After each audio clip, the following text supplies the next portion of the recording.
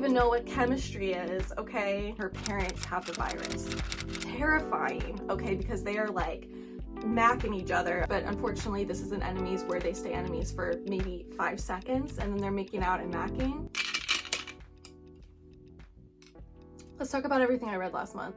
Hey y'all, welcome to a new video. I'm so happy to see you here on my channel. If you are a returning subscriber of mine, thank you so much for clicking on another video. If you are new here, welcome. This is my cozy corner of the internet where we talk about books, movies, anything I want, including Taylor Swift. Okay, how do we feel about the 1989 cardigan? I know a lot of people hate it. I think it's really pretty. It is really warm though. I can see my face getting red, so I'm gonna go ahead and take it off now. All right, we are here to talk about everything that I read last month. So in April, I read a whopping 12 books last month. That equaled out to 4,837 pages. As always, thank you Storygraph for these stats that you're about to see. Without Storygraph, I wouldn't have the ability to create all of this. Storygraph is not sponsored, but hopefully one day they will notice me. But do you know who is sponsored today? Javvy protein coffee, which is the only way I was able to get up this morning to film this video because I'm dead tired, all right? This is a super simple iced coffee that you can make at home, 0 sugar, with 10 grams of protein and 105 milligrams of natural caffeine. You can always add more sugar to this. You can add creamer, you can add any of your favorite liquid coffee toppings. I honestly like coffee black. I like it plain, so I don't add anything to this, but just a little bit of almond milk. I think it tastes great. I got the mocha flavor. They have plenty on the website. You can use my code Emma22257 for 20% off your purchase.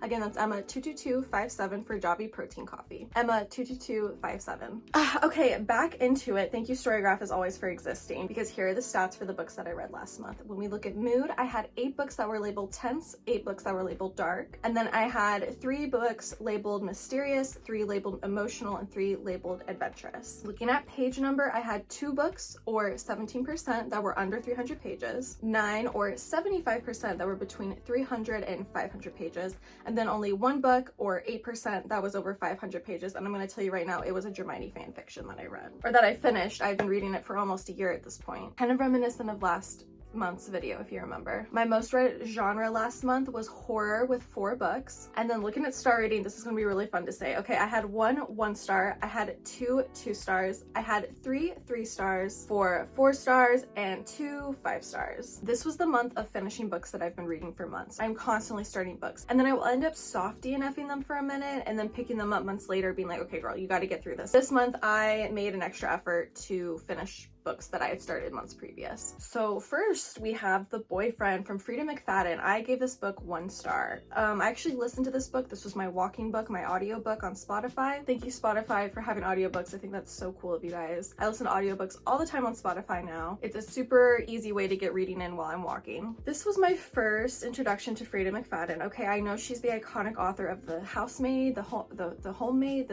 I guess it is The Housemaid. The Handmaid, I don't know. She made some books that are really popular that's being turned into a movie starring and produced by Sydney Sweeney, so I will be watching it. Okay, Amanda Seyfried's also in it. But The Boyfriend, okay, this is a story about, I have a hair in my mouth. This is a story about a girl who is having trouble dating, okay, and she ends up finding the most perfect man, okay? He is just on paper perfect about everything. He's hot, he's funny, he's a doctor. He saves her from a man who is low-key trying to assault her outside of what is not her apartment because she didn't want to bring him home. She was so scared of him. So he's like a knight in shining armor, okay? He's kind of an elusive unicorn, if you will. We end up getting a lot of flashback scenes in this book. Okay, so we hear the girl's story from when she's an adult, and then we flash back to the man's story from when he was a teenager and stuff that happened while he was a teenager, okay? Our main character's best friend ends up murdered, and we find out that this new boyfriend lives in her building, right? Okay, so there's just a lot of intrigue going on. It's a mystery, of course. There's a plot twist, of course. I really wanted to see the plot twist coming. Like, I feel like she fed us so many potential plot twists, and then when the actual plot twist was revealed, it was so disappointing. Like, I was just kind of like, okay girl, whatever you say, sure, makes sense to me.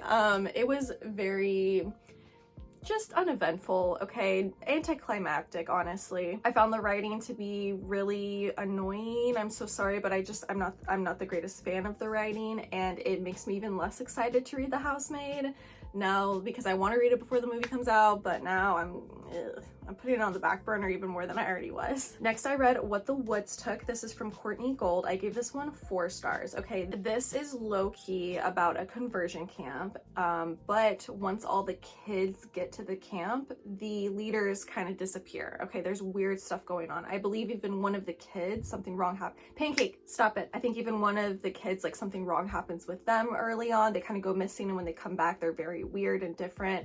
Okay, so there's clearly something going on in the woods. The kids get split up from the adults. They kind of have to like find themselves along the way while also like literally finding the other kids. I found this one to be written so well. I love the writing in this, and Courtney Gould became an auto read author for me after finishing this book for sure. I really love the way that she played with the kids' relationships, and I think it's so easy to feed into the horror of conversion camps. I read a book last year, or maybe it was earlier this year, I don't quite remember, called Cuckoo, and that was like a horror story about conversion camps, and I hated it. And I think it's really easy to feed into that horror and be insanely inappropriate with kids in that way. Also just very triggering for gay people in general. And this book did not do that, okay? It relied on a different aspect of horror, more of like a nature horror. I will say, as good as this book was, it is one of those books that kind of leaked out of my ears after I was finished reading it. I did read it on my Kindle. I read it in like a couple of days because I really enjoyed it. I was in the world. As soon as it was done, it kind of left my brain. I still think the writing was superb. I think the story overall was really overachieving, and it succeeded in that. Okay, the next book I read was American Rapture. This is from CJ Leede. I gave this one 5 stars. This one was really freaking good. This was another Kindle read for me that I had started the month previous. I can't take it anymore. I have to sit on my butt. Okay, so American Rapture. Yeah, okay, so we have this main character. I'm sorry, I don't know anybody's names. Main character, she's a girl. She's kind of an older teenager. She's like 17 or 18. And she has lived a very sheltered life. Okay, her parents are extremely religious, extremely Christian religious. They shelter her from everything. Okay, they don't want her to know about sex. They don't want her to know about boys. There is a virus going around the world, basically going around the country, and they don't let her know any information about that. Okay, so they keep the TV hidden away from her. They keep like news stories hidden away from her. And when she hears things going on at school, she's like, hey, what's going on, mom and dad? And they're just like, oh, don't worry about it. Like, that has nothing to do with us. Just don't worry about it. And she's like so used to like being under their rule of thumb that she just agrees, okay, whatever, it has nothing to do with me. Like, it's none of my business, right? But here's the thing, this virus is very deadly, and it's a very scary virus. So it started as a virus that mutated into another virus. And when the mutation happened, when you get hit with this virus, you become a sex crazed maniac. Okay, you have to like get with the very next person you see, but you're like a zombie. You're like a crazy zombie devouring this other person. And as soon as the other person comes in contact with it, you both are these crazy maniacs. Okay, so you both are like going at it, really scary. So she comes home one day and her parents have the virus. Terrifying, okay, because they are like macking each other, okay? And she's like, what the fuck is this? She has no idea what's going on. She's a very sheltered individual, okay? She doesn't understand any of this.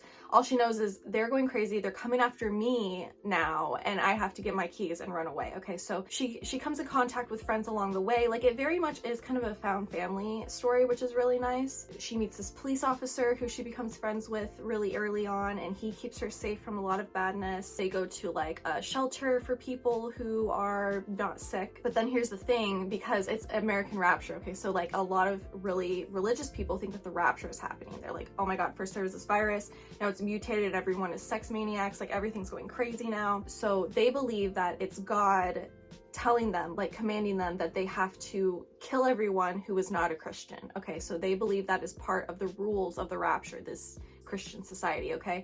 So they basically don these cloaks and set fire to buildings and people who are not of the Christian religion, okay? Because if they were Christian, if they were part of this, the good side of the rapture, okay, the part that is going to be saved at the end of the rapture when God finally comes down to earth and everything, they would already be with the group of people who are doing this. So if you're not with them, you're against them, and they will kill you, okay? So it's a very graphic book. It's a very violent book. I loved it so much. I loved, because there's also this underlying theme, because I think it's her twin brother. It might just be her younger brother. I think it's her twin brother. He was sent away out of the house. Like, he was kicked out of the house and made to go to this like hospital, this conversion hospital, because his parents found out that he was gay, or he was looking at gay material, and they were like, get out, okay? So there's also that aspect of it. And then the girl is coming to terms with her own sexuality as well, our main character. She's trying to find her brother and make sure that he wasn't taken during this rapture, during this virus and everything. So it's just this whole adventure. It's so good. It's so well written. I loved every bit of it. I gave it 5 stars because I had a freaking blast the whole time reading this book. And I also just really love underlying themes of like religious fanatics. I love being in the heads of people who are sheltered and then have to like learn society. I always find that to be really relatable to my life. So yeah, that was American Rapture. I really, really liked it, and I would very much suggest it to anyone who found any of that synopsis there interesting. Next, I read The Handmaid's Tale. This was the other 5-star book. Okay, so the 2 5-star books right in a row. So The Handmaid's Tale, it's by Margaret Atwood. I was clearly on a revolutionary, a feminist revolutionary kick here, okay? This was a library book. I actually finished it in the library parking lot on the day it was due. I had like, I don't know, like 30 to 50 pages left, and I was like, I gotta finish this. So I drove to the library and just sat in the parking lot and finished it and then dropped it off. Okay, it's The Handmaid's Tale. I read it because I thought, oh, the new season of the show is coming out. I've seen 2 seasons of it before. Maybe I'll rewatch it. I started rewatching it. I'm on like episode 3. Like, I didn't get very far,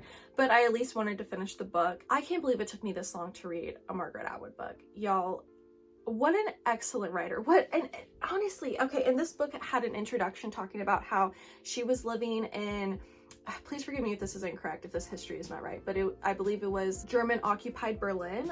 Before the Berlin Wall fell, she was living there and she didn't have access to a typewriter. So she wrote this story. She wrote The Handmaid's Tale on paper, and then she translated it to a typewriter, to a German typewriter, and then translated it into English when she was able to. Okay, I don't know her life story, I don't know her history, and I would definitely like to read a biography of hers, because that story alone is crazy. Like, how do you write this book on notebook paper, right? So The Handmaid's Tale, okay, it is a dystopian futuristic story where fertility runs rampant through society, and a lot of women are unable to provide and childbear for the earth. So we get to a point in society where women are viewed more as property. They have less body autonomy. Okay, they can't hold a job, they can't have a credit card, they can't have access to birth control. There's nothing available to them anymore. Even if their husband gives the permission, likely the government won't grant it. Families get separated, and women who are fertile, who are able to have children, are assigned to men in government whose wives can't provide that for them. And then they are like the handmaid, okay? It goes back to the story in the Bible. I don't remember everyone's name, but I think it's like Jacob and Sarah, Jacob and Sariah, I don't remember, but she says that her handmaid, Rebecca, maybe I'm mixing those girls' names up, she's not able to provide a child, and so she says, let my handmaid bear the child for you. And so it goes back to the Bible. And that's kind of like overall in the book, you know, they go back to these biblical ways, these Christian ways, and that is one of the practices that they adopt in this dystopian society going forward. So we have our girl, main character, who is assigned to a man. She's trying to survive, trying to get through it and everything, because she wants to get back to her husband and child that she had before all of this started. They were separated. Maybe her husband's killed. She has no idea. Her child was taken away from her. And then the next thing she knew, she was put into this program to learn how to be a subservient woman to a man in government. The story was written amazingly well. I loved the ending to death. Okay, there is kind of not really an epilogue, more like an afterword, I would say, of the book.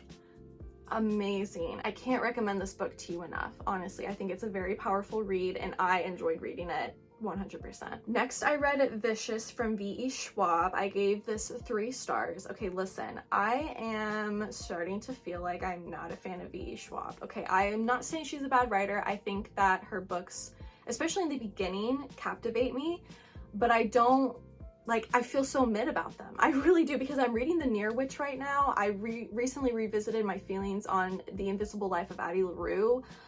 Guys, I'm sorry, I don't think she's a favorite of mine, and she's getting more and more mid as time goes on. So Vicious had a really great start. Okay, we have these 2 college boys who are competing to try and figure out if there are, I believe it's called extraordinaries, EOs, which are just people that have like magic powers, okay? Superhero abilities, if you will, okay?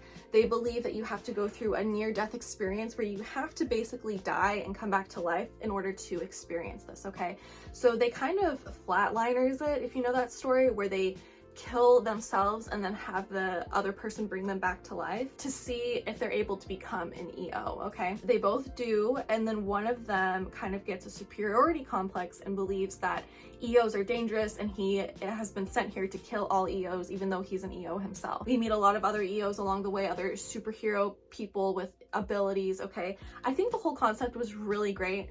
By the 50% mark, I was like, guys, what are we doing? By the 75% mark, I was like, can this be over? I just think that she has great ideas and the execution, unfortunately, isn't there for me personally. Next, I finished Twisted Love from Anna Huang. I gave this 2 stars. I don't know what series, is it the Twisted series? I didn't write it down. It's the first book in that series. I have heard the Book Talk Girly is talking about this book. I have heard the Booktube girls talking about this book, about this series my whole life.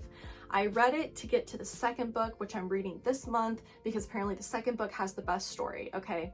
We have a friend group, and each book is their story with the love of their life, okay? So we have this first girl. Oh my God, I literally could sit here and tell you the entire plot of the story. I told it to my boyfriend because I was like, I can't believe what I'm reading right now. This is so ridiculous. There's so much going on. Okay, we have our main character and she's kind of having like this forbidden love, forbidden romance with her brother's best friend, okay? Her brother has left town. He's like going overseas for a job and his best friend has moved in next door to her. It's supposed to be an enemies to lovers, but unfortunately this isn't enemies where they stay enemies for maybe 5 seconds and then they're making out and macking. Okay, he is like this billionaire, he's like Ukrainian, and his only mission in life is to find out the people who murdered his family when he was a kid. He is only living for revenge at this point, okay? And here comes this girl who has been in his life since she was a kid. He's only a few years older than her, I think. And he is now being tasked with taking care of her, with keeping an eye on her from his best friend, her brother, and they end up falling in love. They have a lot of really hot sex, but then like a lot of plot twists happen where she finds out that he's not exactly who he says he was. He uncovers a lot of truth about her family and she has no trust in her family now. There was so much that happened in this book. It was laughable. Like every chapter, the most craziest plot twisting sequence was happening in the story where someone was dying, someone was getting exposed. We find out that like maybe he's not such a good guy after all. Oh my God, like I was so over it, you guys. It was a dump of words, honestly. I gave it 2 stars and I'm done talking about it. Apparently the second one is the best one, okay? That's like the couple that everyone really likes. So hopefully I will feel the same. Next I read They Bloom at Night. This is from Tran. I gave this one 3 stars. Okay, this book is actually really captivating. It is set in a world where, a lot of the world is underwater, okay? We live in a society where there's like this bioluminescence that's living underground, okay, like in the water. Just imagine like the world's kind of surrounded by water. You have like your boats to get around and everything, and there's just this glowing blueness to the water at all times, okay? So we know that there's something kind of radioactive in the water. Our main character's mom is super overprotective. She kind of like hints that there's something wrong with the daughter. Maybe the daughter like fell in the water at one point. Maybe she knows something that happened to the daughter and the daughter can feel herself kind of deteriorating as the book goes on, okay? I feel like we kind of have a unreliable narrator from time to time, which I really like in books. I think that's really captivating, really attention grabbing. She goes on a mission with like this, I don't know who he is, like the president of the town, like he owns the town basically, okay? He's like the richest man in the town. And she goes on a mission with his daughter to I don't remember. I'm so sorry. I don't remember what their mission was because it ends up turning into something else and they have to like uncover the secret.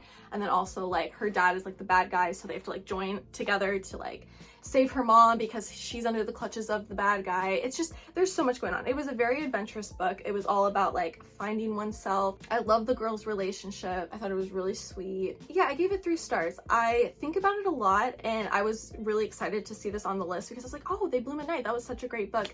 It's not one that I would buy though, but I think that the cover is absolutely stunning. One of the best covers of 2025, I'd say. And also, I really like marine life. Like, I really like that in my books. The water has something to do with the mystery. Maybe it's just because water and like the ocean is so undiscovered that it just, I don't know, like it sits with me a little bit. I'm like, oh, like I'm a little scared of the ocean, aren't I? And this book definitely makes you scared, okay? There's a lot of creepy things that go on in it.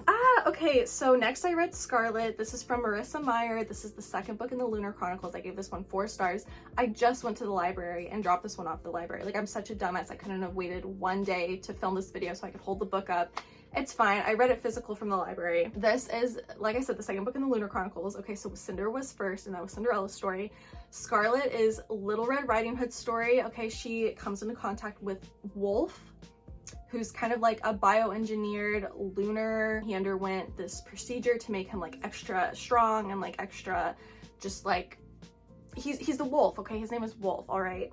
And Scarlet, she is trying to find her grandmother. Okay, her grandmother is missing, and we find out that her grandmother is holding a lot of secrets that have to do with Lunar and the Princess Serene, who we all need to find because the Queen of Lunar, Levana, I believe is her name, she is evil, and she is trying to do everything that she can to find out who Princess Serene is, who we find out who that is at the end of Cinder, and make sure that she's killed so that Levana can stay the queen forever, because Princess Serene is extremely powerful, more powerful than Queen Levana. So yeah, it's just continuing the story of the Lunar Chronicles. If you have not read these books, sincerely, if you have not read these books and you love fairy tales, if you are a fairy tale girly, a fairy tale retelling girly, if you want something sweet and easy and fun, I've said this word so many times in this video, but it literally is so captivating. Like, you have to read the Lunar Chronicles. I can't believe I didn't read these when I was middle school age. I would have ate it up, but I'm so glad I get to appreciate them as an adult, because I want to say I love them so much more than I would if I were a kid. I'm currently on the 4th one right now. I read the 3rd one earlier this month, Cress, which was Rapunzel's story. Guys, these books are so freaking good. Like, I can't explain it enough. I can't recommend it enough. I gave Scarlet 4 stars. I gave Cress 5 stars, and the final book is Winter, which I'm definitely going to give 5 stars. I can just already tell because the story is coming together so well.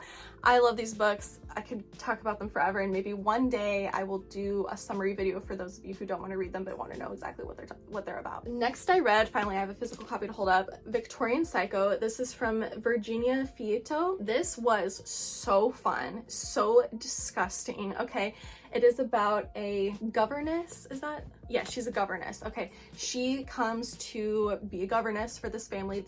They have 2 rotten little kids, a girl and a boy, and she's there for an ulterior motive, for an ulterior, I can't say that word. She's there for another reason, okay? She is getting close with the children's father while the children's mother hates her, okay, and tries to make her life hard and miserable. It all ramps up to Christmas Eve / Christmas Day, where a massacre happens, and we find out the reason for the massacre. We find out about this main character's motives and like why she's there. Also, she's a serial killer. Okay, this book is not for the weak, okay?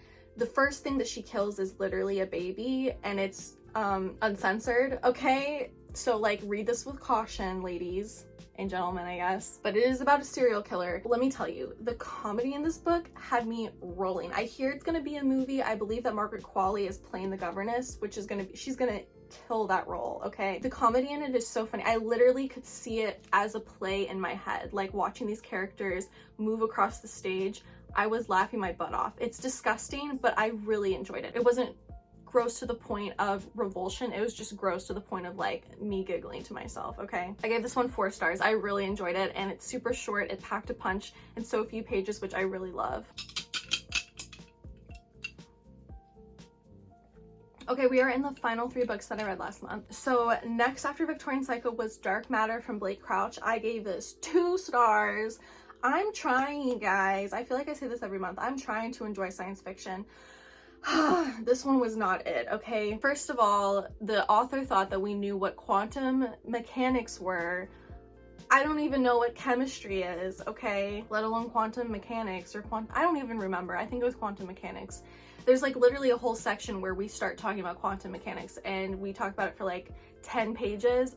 I was like, guys, come on. The author wasn't talking about it in layman's terms either, so it was really irritating. So basically what the story is about, it's kind of the multiverse in a way, okay? Our main character, he goes out for a night. He goes to the bar to go meet a friend. He leaves his lovely family, his lovely son, his lovely wife, and he's like, goodbye, I'll see you guys later. Mwah, mwah, mwah. Once he leaves the bar, he gets kidnapped, okay? He gets put at gunpoint to go in the car and drive to a location. He is forced to switch clothes with the man that's sitting behind the driver's seat with a gun to his head. He's unable to alert authorities, and then he gets knocked out. When he wakes up, he's kind of in a lab. He's like, what the hell is going on? Okay, last thing I knew, I was taking my clothes off to give to the stranger, and now what's going on? Okay, we basically learn that within the multiverse, another version of him created this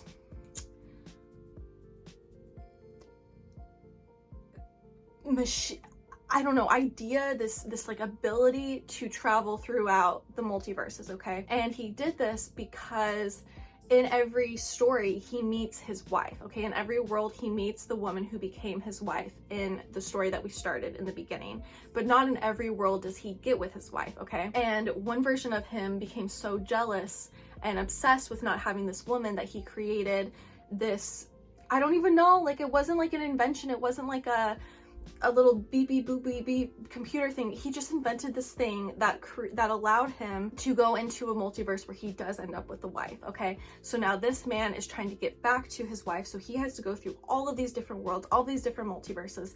And in hindsight, I understand this could sound pretty cool, but to me it's just not my thing. It's not my thing to read. Plus we get into the whole quantum mechanics of it. Like, get out of my face. I'm not gonna understand this. I ended up giving the book 2 stars.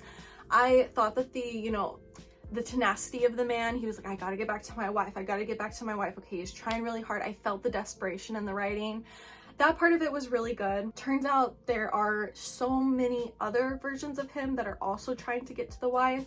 So that was really freaky to think about. There's literally like hundreds of him. At the end, I felt it to be rather anticlimactic, and I wish that it had been more of a brawl because it wasn't. It felt very passive to me when I wanted, like fights and violence. I wanted them to fight over the girl, but yeah, I did not have fun reading it. This was a book that I had lapsed from the library like months ago. I picked it up again to like finally finish it because I had started it. It got 2 stars, okay? It was not a favorite of mine. Next, I read Not in Love from Ali Hazelwood. This was another physical library book that I literally returned yesterday, so I don't have it to hold up in front of me, but it's fine. This was her spiciest book yet, you guys. I have not read Deep Cover yet. I've heard that one is her spiciest, but this one got it for me. Okay, this was what I like and what I want, so read that at your own risk, knowing that information. This is about a girl. She's very headstrong. She knows exactly what she wants. She's unapologetically herself. Okay, I thought that representation was super good. Ali Hazelwood wrote her character super well. She meets a guy who kind of like saves her from her brother who's been bothering her. He's very like verbally abusive towards her, and he's yelling at her, and this guy is like, why are you yelling? Leave her alone. He saves her from that moment. She's very just like upfront with him, matter of fact. Okay, they end the night, they go their separate ways, nothing happens between them. Okay, she comes into work the next day, and there is a group that has infiltrated her job. She works, okay, listen, Ali Hazelwood is all about women in STEM. I don't know anything about STEM, okay? Science is not my thing, so I don't know exactly what it is that they do, but they work in a science field, okay? And it's all about patents and having your ideas sold out from under you, like people stealing your ideas. Okay, that's kind of like the whole point of this STEM story, okay? They work in this business, they work in this building, and a group of people have come into the business basically to buy them out. And not necessarily to buy them out, but just to prove that the practice that they're doing is unethical and wrong. And she has been with the creator of the company since the beginning. They're like best friends and everything. We find out she's not as good of a person as, you know, our main character thinks that she is, as she learns more from these men who have come in to expose the business.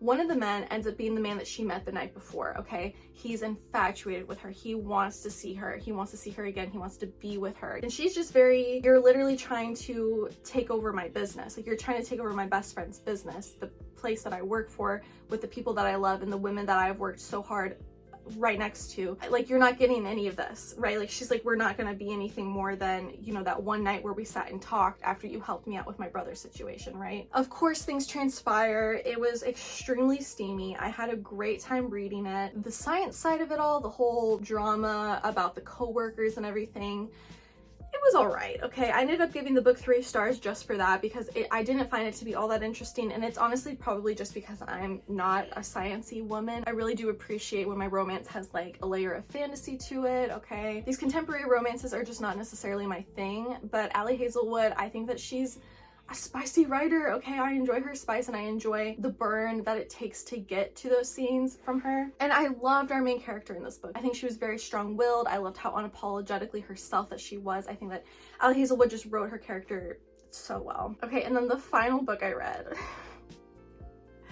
It's a Dramione fan fiction. Okay, you can skip this part if you don't care. It's not a real book. It is a fan fiction. It's on Goodreads, so I'm counting it. It's actually, this one's not on Goodreads. This one was on Storygraph.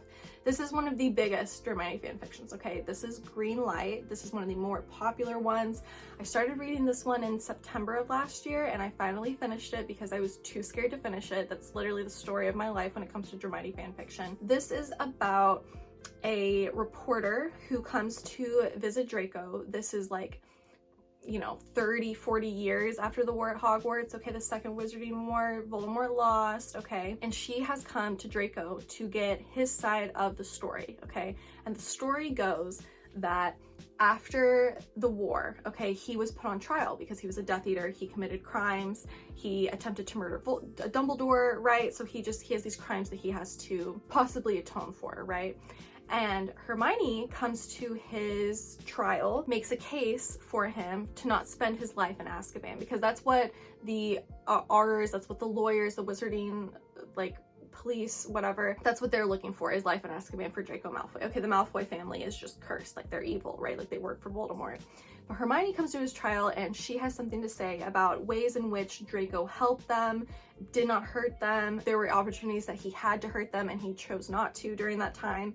And so she's just kind of there to give another side to the story. Draco ends up spending only like 3 years in Azkaban, which is still very life-altering, okay? But years go on. Hermione is an academic. She writes textbooks. She's just like kind of always burying herself in work. She deals with a chronic illness that is invisible to everyone else. She just deals with a lot of like mental anguish, okay, after the war. She's constantly being paraded around as like the golden girl. She has to go to all these events that she hates going to. She would much rather just be wrapped up in her work, just deal with things that she wants to deal with, but she's constantly, you know, having to go to all these events she hates. She hates being around people. She feels very claustrophobic around people. She just has these issues that have transpired since the war that no one cares about, okay? Even when she tries to explain it and tell people this, they don't care. So she ends up having this opportunity to go on a trip. I think it's to Egypt. I don't quite remember the country that they go to, but it's very much sandy dunes, pyramid, okay, think the Mummy, okay, those are like the vibes that we're having here. And she goes on this trip to find, I don't remember what it's called because I read this part like a year ago, okay, but they're on this journey to find this ancient artifact, this ancient magical area in this country. And who is on the expedition other than Draco Malfoy? Okay, so she kind of like comes out of her tent, he comes out of his tent, they're like, oh my god, because he is mad at her for coming to the trial and saying these things. She knows that he's mad at her, but also she's a little scared of him. She doesn't know what to expect. So their relationship blossoms from there, okay? But then we get to the second half of the book, which is what I've been reading this year, what I finished up reading last month. We're now at a part in time where Draco Malfoy's mansion, the Malfoy Manor, is putting on these parties like every night, okay? It ends up being very Gatsby themed. It's called Green Light, okay? He throws these parties every night, hoping that maybe one night Hermione will attend one of them. It is one of the most romantic books I've ever read. I ended up giving it 4 stars. I think about it so much that I'm gonna have to give it 5 stars. Like, I think back and I'm like, why did I give it 4 stars? I think that I compare it to Manacled and just how perfectly Manacled destroyed me, and Greenlight didn't quite do that. But it is one of the greatest stories I've ever read. And for that, I think I'm gonna have to go back and change my rating to 5 stars. It was an amazing story, okay? I love reading fan fiction, you guys. I think that just some of the greatest writers and greatest uncensored stories have been put out there by people who are fans of, you know, I feel like I'm just rambling at this point, but Greenlight was absolutely beautiful, absolutely wonderful. The story, the progression, how he helps her with so much in her life, and then we get to a point where he can't help her anymore, and it's just like the end of the story. absolutely broke me in such a positive way, you guys. I loved it. I loved it. I loved it. I believe I finished it at like 2 a.m. It was one of those like crying in my bed, like sniffling, covering my mouth so I don't wake up anyone else in the house. Okay, that is all that I read last month. I read 12 books. I feel like I've definitely been talking for a long time. Okay, my timer is reading 47 minutes right now. Thank you guys so much for watching this video. I hope you enjoyed it. If you did, leave me a comment. Let me know what you read last month. Let me know if you've read any of these books that I've mentioned in this video. I would love to talk about them with you. If you are a returning subscriber, clicking on another video of mine, again, thank you so much for that. I really appreciate your support. If you are new to this channel, consider subscribing so you don't miss any book or movie content that I make in the future. If you like this video, give it a like, and don't forget to follow me on all my social media down below in the description box. Don't forget to use my code EMMA22257 for 20% off your order of Javvy protein coffee, and I will see you in the next one. Bye!